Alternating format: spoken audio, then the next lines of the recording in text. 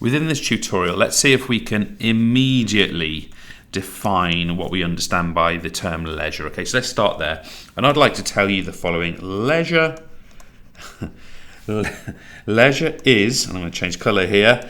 Leisure is time away from work, let's go back to my white for that word, away from work or chores. Okay, so this is a real neat and sensible description of what we understand by this concept of leisure. It is a period of time away from work or chores. So it is not an obligation. It's also things like, when we say chores, by the way, of course it could be housework, it could be childcare, it could be these sorts of things, but it could also be stuff you have to do like sleep. Okay, we wouldn't consider that to be leisure. Now, of course, that gives you a certain quantity, a certain amount of time, and we can measure that. Theoretically, you can at least, and we can say, okay, that's our leisure time. Now, what I want to do is I want to differentiate, and I'll come back to those images in a second, but I want to differentiate between two types of leisure, okay? So the first type is what we would call active leisure, and I suppose largely it's what we would like to encourage people to do more, I suppose. I'm sure there'll be exceptions, but these would include things like walking. Feel free to give it a slightly different example, but it would include things like sport. It would involve things like physical recreation. Okay, now I think it's fairly obvious that these things are examples of active leisure, right? I mean, it's fairly clear that's the case. I mean, I guess the only exception would be sport if it was kind of done for professional purposes, because then it becomes work, or if it was walking because you have to walk to get to work, say, or to school, that wouldn't be considered leisure.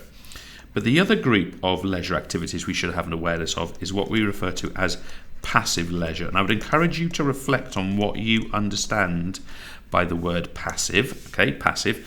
Passive means that it's kind of it's low output, in this case of energy or activity or doing something. Now, interestingly, the first example I'm going to give you is reading. I very highly value the skill of reading, so we're not saying this is bad, but something like browsing the internet, spending an hour on YouTube, say, or TikTok, or I shouldn't mention these websites because obviously if you listen to this in 3-4 years' time, who knows what exists and what doesn't exist online. But a good example would be spectatorship. Okay, spectatorship. This is quite clearly a passive form of taking part in sport, let's put it that way, okay? Now, what I want to do as well within this tutorial, look, we've got some examples. I mean, first of all, can you notice from me that all of the examples we've got here, these would all be examples of active leisure, right? I mean, it goes without saying, I didn't put a picture in here of someone reading a book or playing on their Xbox or whatever it happens to be. But what I do want to do within this tutorial is I want to look at leisure time specifically, okay? And can we make an argument that on average leisure time has gone up? And if it has, why is that the case? Now, you might find it hasn't, okay? This is an average we are talking about. So a couple of points here. Theoretically, in the modern world, things like technology should save us time. And you might think of technology as the smartphone in your pocket or the computer or the tablet that you use or things like that. I'm talking about things like a dishwasher, a washing machine. These are examples of technology that should save time for people and therefore theoretically give more leisure time. Now, my blinking dishwasher seems to do the exact opposite impact on me because it doesn't clean stuff. So I put it in there, I've got to load it and unload it. I've got to clean it again afterwards anyway. Drives me absolutely bonkers. Anyway, there's that one. Secondly, we are going to argue here that people are experiencing shorter working hours. So I'm going to write that on the screen for you.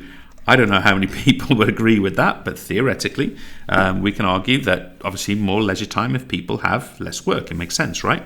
That's not my life experience.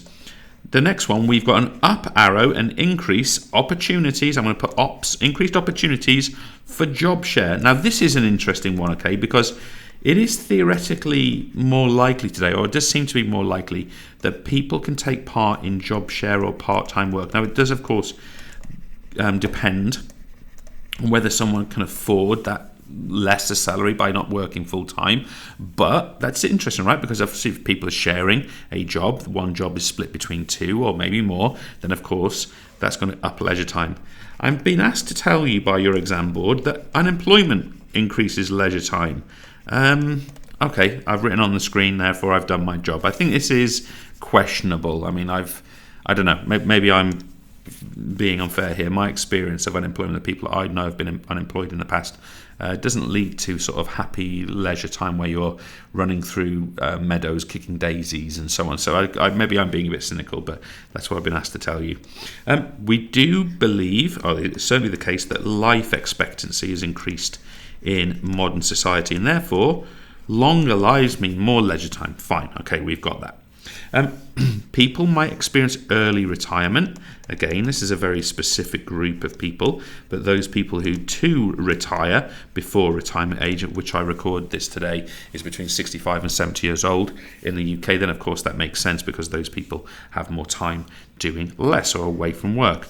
People, perhaps arguably, that was meant to be an L and an O, they have longer holidays. Okay, for people who do have longer holidays, yes, they have more leisure time, agreed. And finally, guys, and I've mentioned this one as well, we've got the idea of efficient housework, okay? So reducing that time doing chores. I mean, I said there, I wrote horse instead of housework. So, you see it's live, guys, right?